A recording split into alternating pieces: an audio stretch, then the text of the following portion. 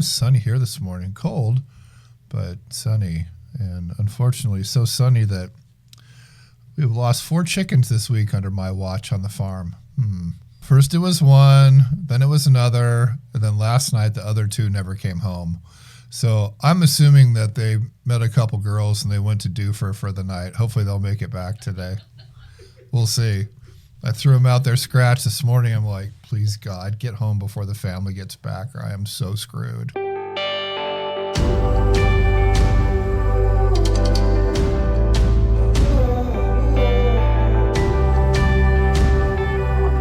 just go get more chickens. They look suspiciously alike. It doesn't work that way, Mercedes. Well, and as I told you, there's like 20 more of them in the garage. I'm like, oh my God, you guys no idea. Like, as soon as I let you out, you're not coming back. But I don't want to tell them yet. Well, one of the things I'm going to try to do today is get some redemption from Kelly Ham about my handwriting. I doubt it's going to work, but I'm going to try. I think you should just type. I know, but you know, you're kind of like the ghost of my mother, and I am in revolt constantly. All right, so today's sermon is going to be on this word. You know, people ask me, how do you come up with these ideas? And people have been asking me this for a long time, especially with my almost 15-year history of writing my Sunday blog. Never missed a Sunday in 15 years, I might add. But you know, where do you get these ideas from, man? Like, what's going on in that, you know, in that closet that you carry around on your shoulders? Like, oh man, I don't know. I always just say God whispers. But this value thing came up this week, and it was interesting because it came up because I was in a couple of very important conversations, not about real estate money stuff. It was actually about personal stuff. But I found myself asking a question that I often ask of clients who are just in a moment where they need to have the question. And you've heard me ask this question before. I'm going to write it down. I want you to write it down too. And the question is, what do you want? Okay, it's a super important question. And that is a question that is at the root of almost every decision that we make about anything at any moment during the course of our lives. And when I say anything, you know, I'm talking about money, relationships, career, sex, family, doesn't matter. Okay?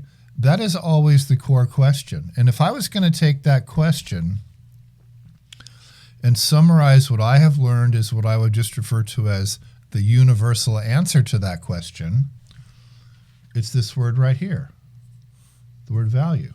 Okay? Now everybody's got a little bit different interpretation of the word value. Okay? But the more I pondered this, the more I thought about it, I had a few epiphanies, a couple of insights, if you will. Okay?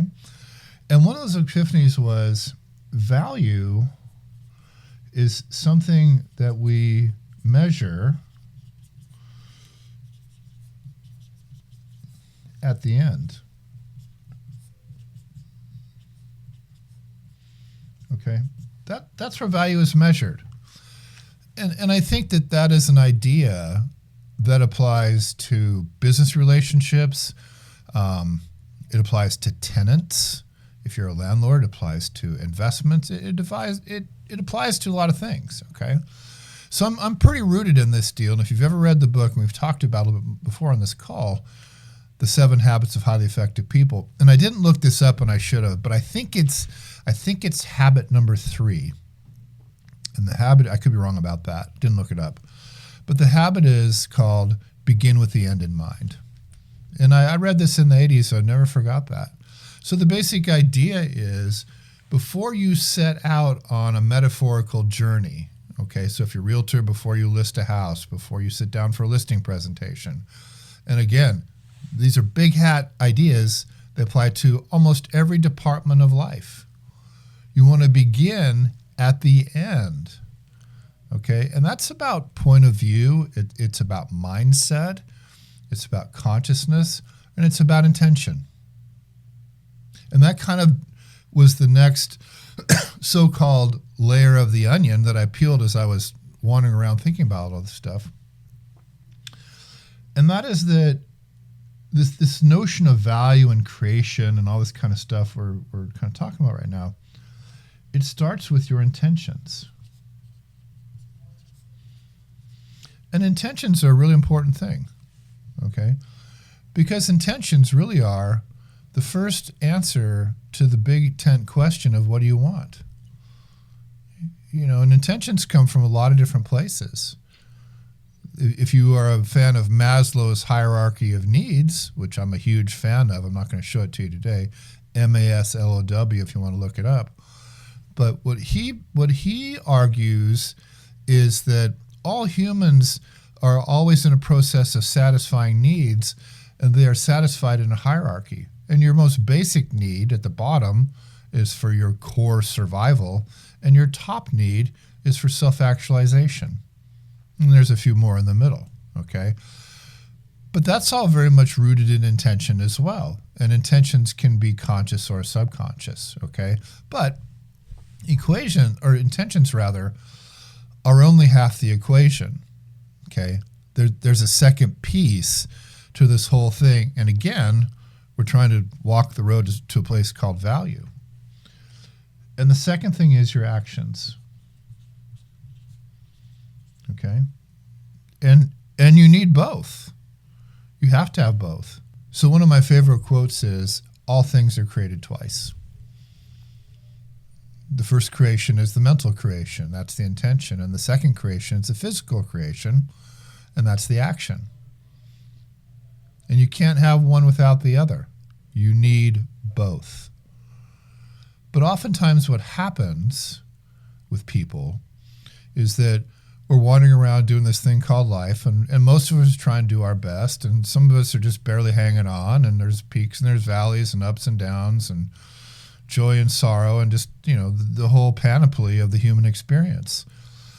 But when we talk about these two things, these intentions and these actions, we oftentimes run into a stonewall. And I've seen this a lot in people. You know, I'm very much an observer, and I try to become an observer of my own life. So one of the things that I did when I was in Pullman, of all places, was I studied French literature, believe it or not. I have a college minor in French literature that I got in Pullman, Washington. How completely ironic is that? But one of the things that we studied was a dude named René Descartes, okay? And I probably get my century wrong, but he was like from the 1500s or 1600s, something like that. And he came up with this idea called dualism. Okay, I'll write that word down. It's actually a pretty good word. The word is dualism. Okay, like dual, and then it's an ism, like a lot of isms. And so the premise of dualism goes like this. The observer becomes the observed. So humans have an endowment that no other animal in all the phylums of animals on planet Earth have, and that is the endowment of self-awareness. Okay, we have that ability. And like a lot of other things in life, it's a muscle. And if you exercise it, it becomes stronger, and if you don't, it atrophies. But I'm just kind of telling you right now, we all have this thing. It's just a question of degrees of how much we use it, okay? So if I go back to these two words here, if I go back to intentions and I go back to actions, the stonewall that we oftentimes run into with these two words is another word, and that word is alignment, okay? So the problem that we run into oftentimes is when our intentions and our actions are not aligned. And there's a whole lot of us running around out there, you know, bumping into these stonewalls, as I call them, and we're all suffering from the same malady. It's because we don't have alignment between these two things, okay? Now, I actually wrote a blog about this week, so I've spent some time thinking about this. And as I pondered it some more, I want to make sure that I'm really clear with you about what I've discovered is the sequencing of these things, because they actually occur in a sequence, and it's very simple. So number one is your intentions. And number two is your actions. And what happens third is this thing called alignment. Okay, and they do occur in that order, and you should think about them in that order. Now, is there going to be a little bit of cross-pollination from time to time? Of course there is. Being a human being is a messy experience if it is nothing else. But again, we have this thing called self-awareness that, again, we exercise in different degrees depending on who we are, but hopefully all aspire to become stronger today than we were yesterday, and so on and so on and so on, okay? All right. So I'm going to go back to the beginning, okay? And I'm going to go back to the first thing that I said, which is these things are measured at the end. And this is why I argue again, you want to begin with the end in mind. Now, if I was to take this little phrase right here that I'm borrowing from Stephen Covey, I would call that set of, let's see, 6 words in the collective, this really is kind of the full circle thing with your intentions. All right? That's really what it is. Okay? All right. That's part 1. And now I'm going to go to part 2. So I started latching onto this storytelling thing, I don't know, about 12 or 13 years ago. I remember it started because I was poking around on the YouTube and this stuff started coming up in my feed. And it was these graduate students from the Ivy League schools. And what was happening at that point in business school with Stanford and Yale and Harvard and Wharton and all the places that I never had enough money to go to. But they were teaching storytelling, and it was interesting because the professors and the course designers, and I'm a course designer as well, so I thought, oh, I want to check this out. But really what they did was they went back to the simple. And the simple is humans have been storytelling for tens of thousands of years. And so they were resurrecting it and reframing it to these 20-somethings as probably the most effective form of communication. And so, you know, these guys are supposed to be groomed to be boardroom people and someone they would call a leader and all that kind of thing. And so communication is really important, as you all know. And so I started digging into this thing a little bit, this whole storytelling thing. And what I learned was there are some basic rules about what I call story architecture. And it's interesting because these rules are universal. And if you think about this, and then you go out and you read a book, or you read a parable, or you watch a movie, you see these trend lines in there, okay? People who know how to do this don't deviate from the basic script, from the basic architecture, okay? And again, it's pretty simple, and it goes like this. Stories are told under the realm of what's called the 3 acts, ACTS, okay? So you have Act 1, you have Act 2, and you have Act 3. Okay? So let me take this basic idea of these 3 acts and bring them into our conversation right now. Okay? So what happens in Act 1 is that the storyteller or the story writer is introducing the audience to more or less 3 things. And those 3 things are what I call characters, time, and place. Okay, that's what happens in Act 1. Okay, Act 1 is also known as the beginning. Okay, that's pretty simple. Okay, what happens in Act 2 is that the characters in the journey, the characters in the story rather, go on a journey. Okay, so Act 2 is the journey. And I'm going to come back to this in just a minute, okay? But then we get to Act 3. And Act 3 is what I call the resolve. Okay? Also known as, well, in some stories, it's known as the happily ever after.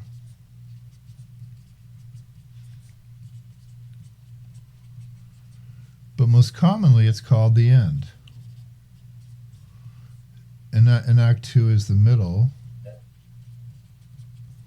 And Act 1 is the beginning. Now, what I opened our talk with today was this idea of value. Okay? Getting value, giving value, being a person of value, and perhaps most importantly, being remembered as being valuable. See, all of us live in this world that's very interconnected, and I'm sure you've heard this before. I'll be very brief about this. So there's dependence, independence, codependence, and interdependence. Those are the four realms of dependency. And really the most functional of the four, at least in an adult relationship, is an interdependent relationship, okay? But again, the quality of any relationship is going to be measured not at the beginning, not at the middle, but at the end, okay? That's where humans measure quality. That's where humans measure value. And I also said about 10 minutes ago, wherever it was, that these ideas I'm presenting to you today, these are universal. You can use them in small situations, large projects, relationships, or in the context of your entire life. Now, I said I was going to go back to number 2. I'm going to do that now. So what we're going to do today is a breakout assignment. Okay, I'm going to assign you in pairs. I'm going to give you about 10 minutes to do this. Okay. Now there's some caveats to what we're going to do today. All right. And the first caveat is this. This is pretty heavy stuff. Okay. If you do it the right way. This is pretty deep think kind of stuff. And maybe you've never done this before, but if you haven't, today's a damn good day to start. So this might be your first time. It might be your 10th time. I don't know. When I put you in these groups, what I want you to spend a minute getting to know each other, however you guys do that. But your assignment is as follows. I want the two of you, and if we have an odd number, that'll be 3, but everybody else will be 2. But here's the basic idea. I want you to throw back and forth one question. And here's the question. What are the 3 things that you want people to remember about you? I'll say that again. What are the 3 things, 3, that you want people to remember about you? Now, this is a workshop assignment. And as I thought about this more, I did a lot of reflection on, well, if my intention is to help people get value out of this, what's the best way to do the action part, to do this assignment? Well, the best way is to do it with a buddy. This is not something that you wander around the woods and go meditate and pray and all that kind of stuff. There's a time and a place for that. This is not that time and place. This is a time and a place to dialogue with another person. And what you're trying to discover with each other is the 3 things that you want to leave behind. Now, I will leave it up to you to establish what I would call the frame of this question. You might say, well, I've got this short-term relationship called a listing agreement, and here's how I want my customer to think about me at closing, and that's fine. You might be going through a divorce right now and say, well, here's what I want my ex to think about me at the end, or some kind of a breakup. Or you might go all the way to the end, and your focus might be, This is the resonating value that I want people to remember about my life. Okay? But the point is, number one, you do this with another person. Number two, you come up with three things. And number three, you want to keep this pretty short. Somewhere between one word and one sentence per three items. Okay? Now, that's hard. It is. It's not easy, but it's not impossible either. Okay? And again, our time today is going to be fairly time limited. I'm going to give you about 10 minutes to do this. Okay? Now, before I send you off into Neverland and go with your cosmic pick person, which is how these things usually work out, I want to plant a seed for the future. I want to plant this seed. If you buy into this kind of thing, and everybody should at some level, this is not something that is a one and done activity. This is something that you should do probably 2 or 3 times a year. And I'll tell you why when you come back. So my reason for saying that now is this. If this is a struggle, if you're frustrated, if you're like, God, I just don't think I have it right, that's okay.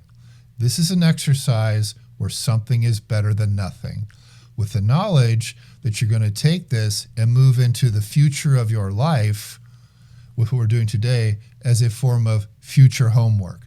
So it doesn't have to be perfect today. It just has to be something. I could have talked about this for another hour. Easily. Yeah, it is one of those, I could have done this for another couple hours kinds of exercises. It is. All right. Well, let's chat about it a little bit. I've thought about this before because I'm raising a youngster, and I think you can think about a lot of things in this same way. Anyway, when you're trying to figure out what to do the right thing. Anyway, and I don't think we took the end of life approach for the most part. And so in our case, it was how you make people feel, how you show up when it's important, and what values you're willing to live by, as an example. That was what. And then my partner, who's not here right now because he had a thing he had to go tend to for a minute, he also wanted to interject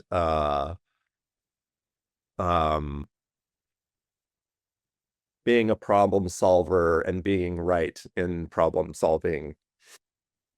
So mine rhyme, so I'm going to say all three. She was so good. I have a limerick for you today.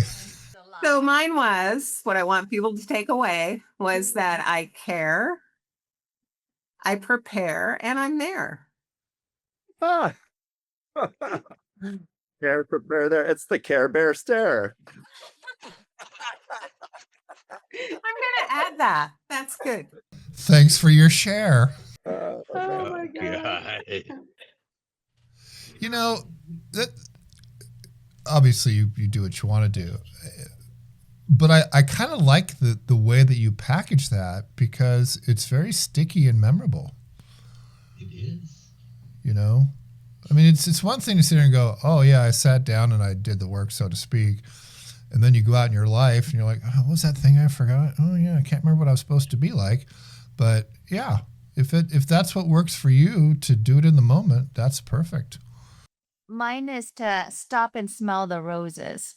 I've had a lot of transactions and folks in my interactions that are struggling with things, and I like to be able to, whether or not it's in between problem solving or after problem solving, throw in things that they can enjoy, whether or not it's the arts or nature or something like that, where we kind of have a big picture where we give ourselves that space and that time to stress relief. And we still have the goal of problem solving, but it's okay. Stop to smell the roses. Okay, so help me understand. do you need to stop and smell the roses, or do you need to help other people stop and smell the roses? It's kind of both. It's my philosophy. It's when if if you're walking with me on this journey of problem solving, we don't have to go, full force and wear ourselves out with everything, take a break. It's okay.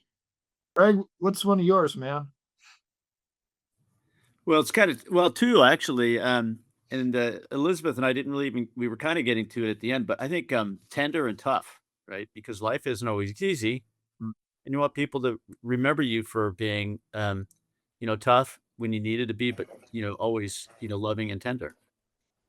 Well, I was alone in my chat room. I was supposed to be with Mary.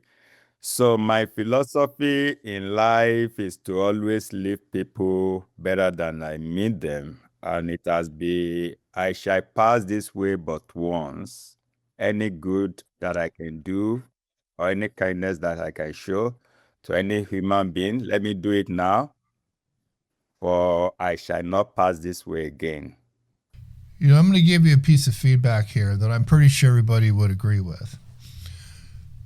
Your presentation, and it's pretty consistent, but you are one of the most gracious human beings I have ever met in my life. Do you guys agree with that? Yes. Yeah. Yes. Yeah. So that is how you present, and you should know that about yourself. And that's not just, that's an interesting thing, because a couple things happen when you do that. Okay. One is you honor the other person, and boy, couldn't the world use a little bit more of that. Okay. But the other thing that I take away from you, and I really like this about you, is that you're very humble.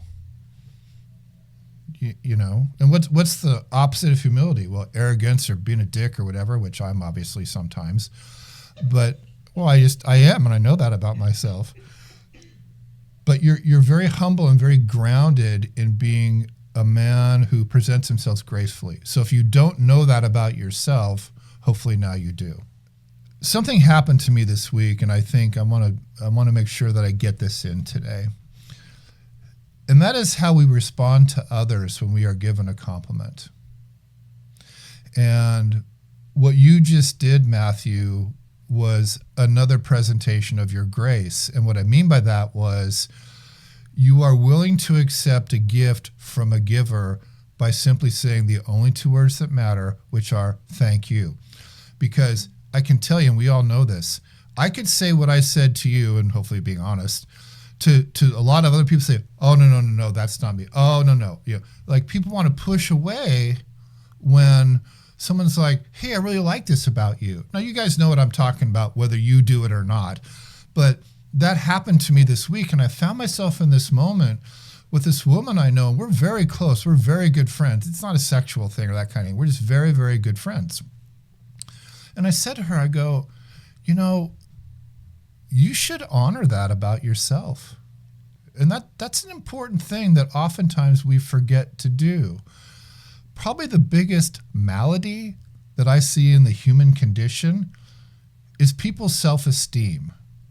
Okay, well, it's not other esteem, it's self-esteem. Okay, so what's a simple thing that we can all do to enhance our self-esteem? Honor ourselves. That was fun, you guys. It was a good sesh. All right. So don't forget Spotify, the Does It Pencil podcast. I made that for you. Check it out. Share the love. God bless you. And we'll see you next week.